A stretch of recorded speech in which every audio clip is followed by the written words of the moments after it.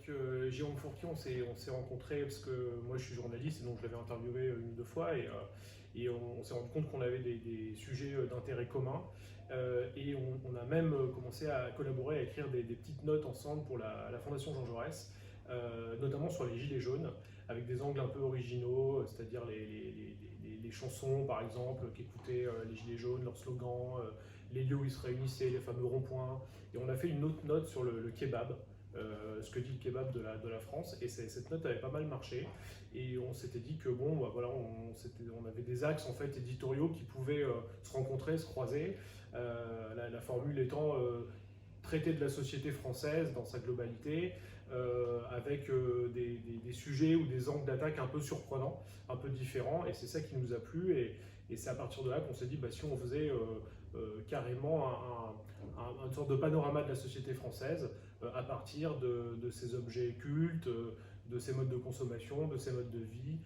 du cadre de vie également des gens, un livre qui parlerait de la France, de son évolution, mais d'une manière peut-être un peu plus concrète et peut-être un peu plus décalée aussi que ce qui se fait, ce qui existe un petit peu dans ce format-là.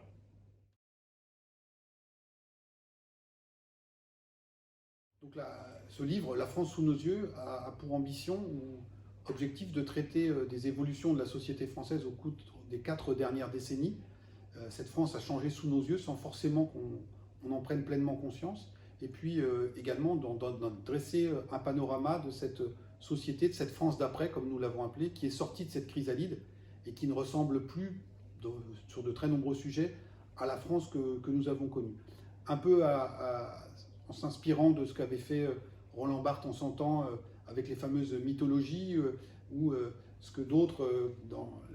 spécialistes, les historiens de l'école des Annales par exemple, en se concentrant sur un certain nombre de modes de vie, sur des objets, des lieux assez iconiques et emblématiques, nous avons voulu, en prenant appui sur des éléments du quotidien, rendre compte de ces transformations et de cette nouvelle physionomie de la société française. Donc dans ce livre, on parlera par exemple du hard discount,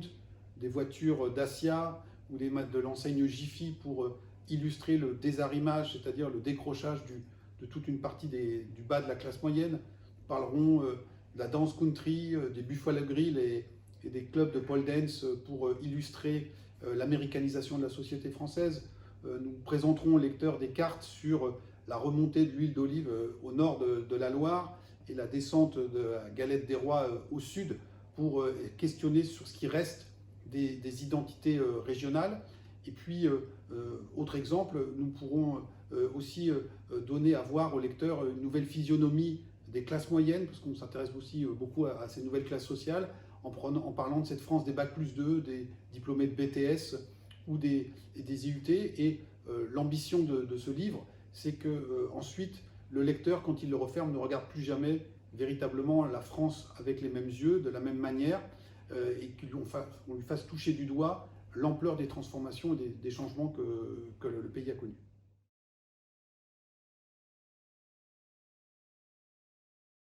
Alors, une des originalités du livre, c'est qu'on aime bien se balader aux quatre coins de la France.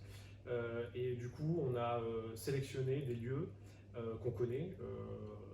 Bon, c'est vrai que Jérôme, il voyage beaucoup, il tourne beaucoup, mais il est basé à Paris. Moi, je suis dans le sud, j'habite à Marseille, donc c'est vrai que je me suis en quelque sorte chargé du Grand Sud-Est. Et on s'est un peu partagé le travail et le territoire en allant un peu en banlieue, un peu dans le pavillonnaire, un peu dans les villes bobos, un peu dans les villes désindustrialisées. Et on a essayé, avec des cas très concrets, par exemple une banlieue ouvrière en transformation comme Pantin en Seine-Saint-Denis, ou un port, un chantier naval comme La Ciotat, qui est devenu un lieu touristique et avec un cadre de vie agréable. On essaie de montrer, avec ces monographies, en fait, ces zooms sur des territoires, comment la France a changé. Et je pense que ce que le lecteur pourra apprécier, c'est que déjà on va chez lui, un peu comme dans les émissions d'M6, quoi, parce que c'est vrai qu'on se balade un petit peu partout. On a toute une partie sur le logement des Français, la maison individuelle, les rites en fait qui sont liés à ce mode de vie. Donc il y a un aspect